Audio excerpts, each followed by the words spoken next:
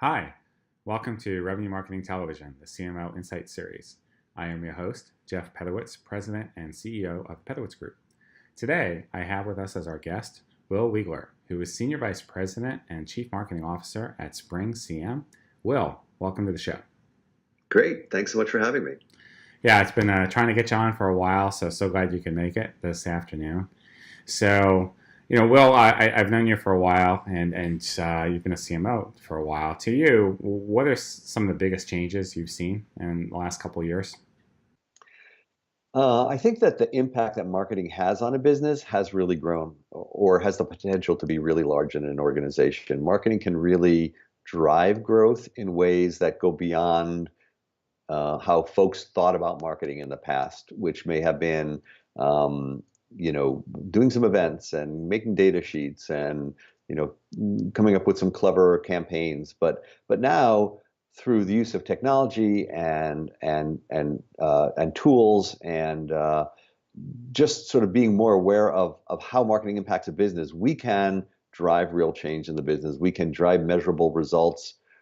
We can do a lot of different kinds of activities and programs in a business that really helps move the business forward. And I find that I'm brought into discussions on all levels of the business, whether it's with the product team or the sales team or the customer success team. I think marketing can have a huge impact across an organization. And I think that's probably recognized more now than ever before. Do you find that with some of these changes, marketing needs to be run more like a business than it was before? I do. I think of marketing as a business. I think of the marketing that we do in our company as a business within our larger organizations, and I think of that in a couple different ways. First of all, like any business, we are delivering products and services, and we are delivering those products and services to customers, and our internal customers are people like our sales team, our customer success team, our executive team, and really most departments within the company. But then we also have external customers that we serve, to whom we are delivering the marketing. And that includes our prospects, as you would expect, but also our customers and our partners and even our internal audience. I think about how I market internally in the company. So like with any business, you want to make sure you're delivering the right product to the right audience. So that's one way of thinking about it as a business. But also, like any business, you have to measure results, and you have to make sure that you have respectable, acceptable ROI on the spend that you do. And so we measure the impact of all the programs we do against the costs. So for example, if we're investing $10,000 in an event sponsorship, I want to see a multiple of that in terms of new pipeline or influence pipeline or new revenue added to the company.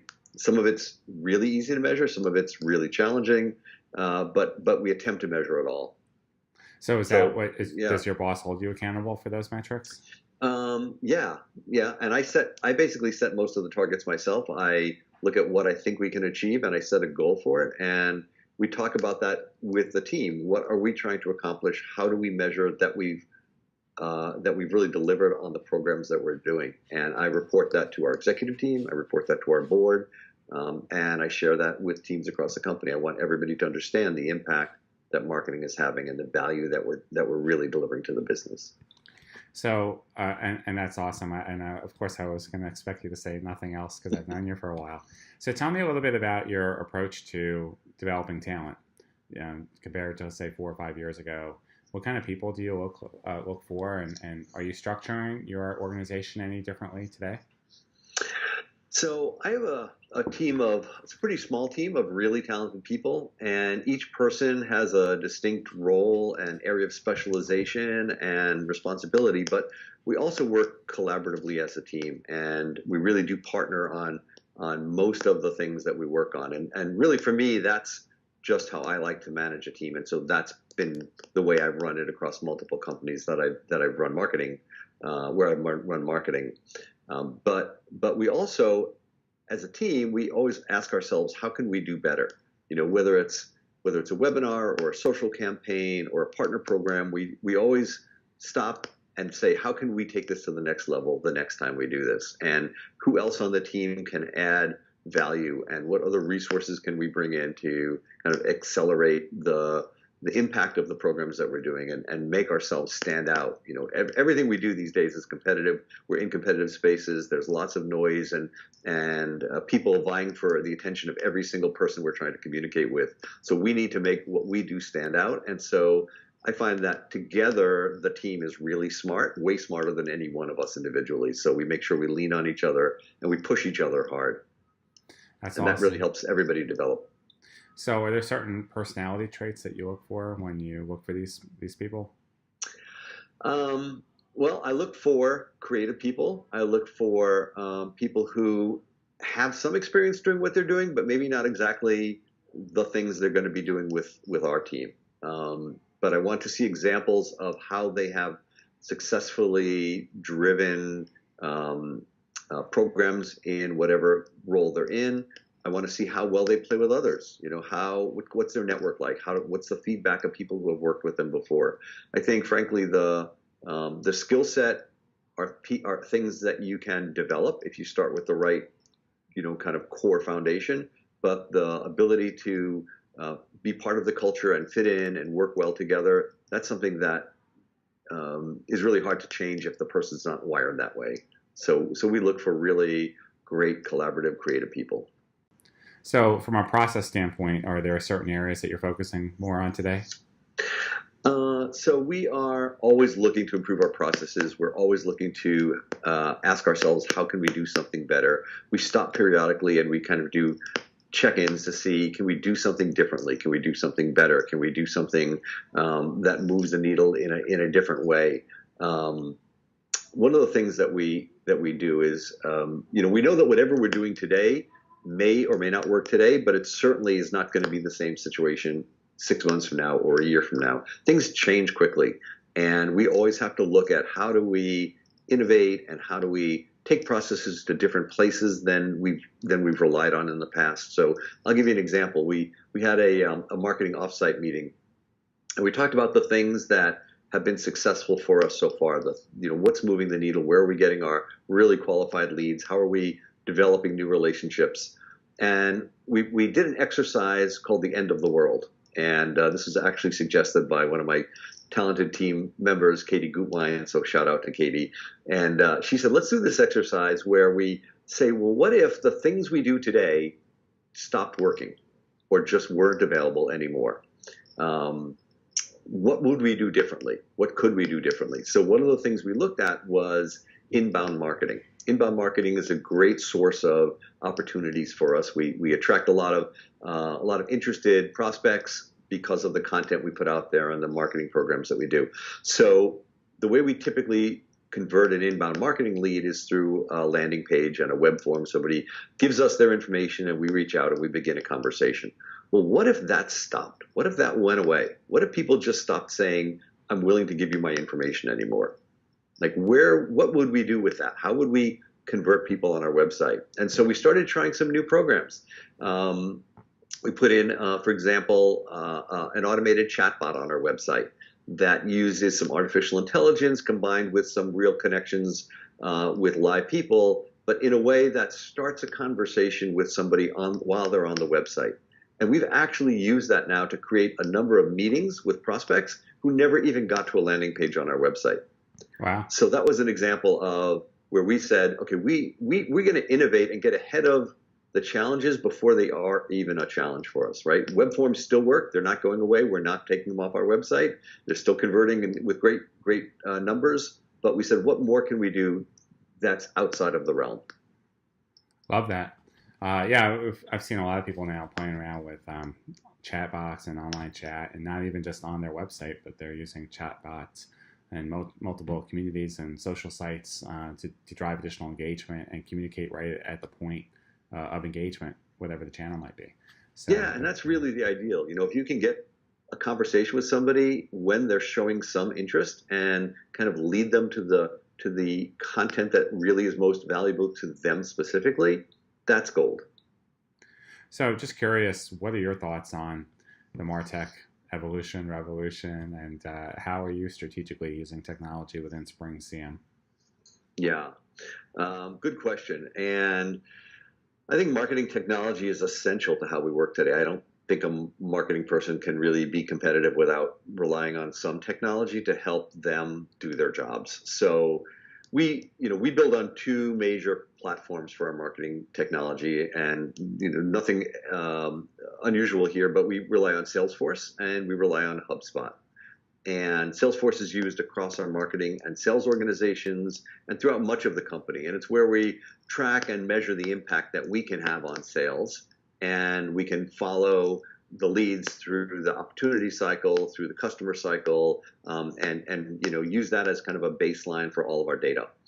And then we use HubSpot, and it's the platform on which we build our inbound marketing programs. And we're really big on inbound. So we work to create compelling content and resources that create the demand for our products. And HubSpot gives us many tools to kind of run those programs. When I joined SpringCM in March of 2017, we had those two platforms in place, but frankly, they weren't really working that well together. There was a lot of data that wasn't syncing very well, and there was inconsistency between the two platforms. And I saw this as an opportunity for improvement. And we spent a lot of time and resources looking at how do we make that platform the best we can and the most accurate and streamlined, and make sure that the data flows and flows correctly and we don't lose anything through the cracks. And that's made a big difference in our ability to now run campaigns, track the effectiveness of them, and measure more of the impact that we're having. That's great. And I love the focus on simplicity. I feel like too many marketers get overwhelmed with just the sheer amount of choices and options that are out there. Right. And there's other tools we use for very sort of specific use cases. And frankly, the marketing stack, technology stack has become so complex in the marketplace in general. And I am every week getting calls from companies who sell amazing products to try and help me take marketing to the next level. And I could spend all my time evaluating them, or I could just kind of hunker down and try and do what we do and do it really well. And when we feel we have a need, we look out there and say, what's out there that helps us fill that need? Good approach. So let's talk about customers for a few minutes. Mm-hmm. I mean, everyone's been enamored lately about the customer experience.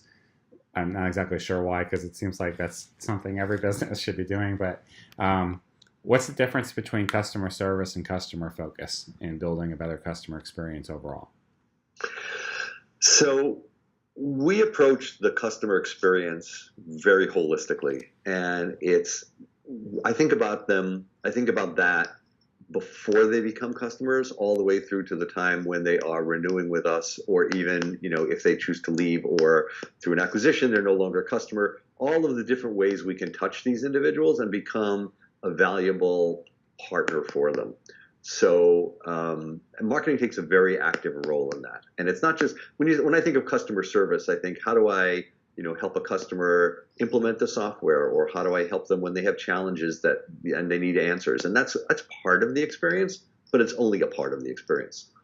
So we recently launched a new online community, customer community, and we actually released it at our recent user conference that we held in Chicago. It's called Spring Forward, and we did kind of a inaugural launch of this. So it's still pretty new, but we built it because there were a number of resources for our customers that were not well connected. They were kind of scattered. Not all customers knew about all the different resources, and we wanted a way.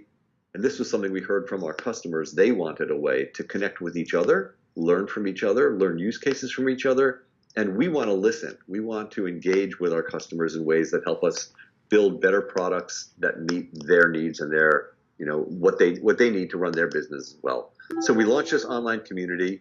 I have a member of my marketing team, Christy Cox. So shout out to Christy here, who is our customer marketing manager. And Christy spearheaded this project along with our customer success team to launch this community. Christy has become the community manager and facilitator, and we have brought a lot of different assets together, and we're continuing to build it, but we've already seen great engagement from our customer community. I love that. That's just a really great story of rethinking the entire journey and focusing on it. So what advice would you give to a young professional that has aspirations of being a CMO? CMO. First of all, it's a wonderful position. I love my job, and I love the fact that I get to see so many different aspects of the business, as well as what we do in marketing. So to be an effective CMO, I think you really have to understand many of the aspects of what a marketing team does. Not that you have to have the complete expertise and be able to step into any role, but at least understand what is digital marketing about. What are websites and how do you measure the impact of them? What are all the different kinds of programs you can do? There's a lot of aspects to what we do, but I don't need to do them all. I hire great people who then help us make everything successful. But I also have to understand the business and the business of marketing and the business of our company and how what we do impacts the growth of our organization. And that's everything from the ARR that we generate to the renewals that we get through our customers, the branding that we put out there, the messaging, how we relate to partners, understand enough about the financials to be able to intelligently share information with a board of directors and be able to hold your own at the table. So it's a pretty well-rounded kind of position, and frankly, I love what I do. I think that's probably a good message for any professional, right? Love what you do. I think that's right. Yeah, that's right. Well, Will, thank you so much for being on the program today. Always insightful. So really enjoyed having you. Thank you again. Thank you so much for having me. You bet.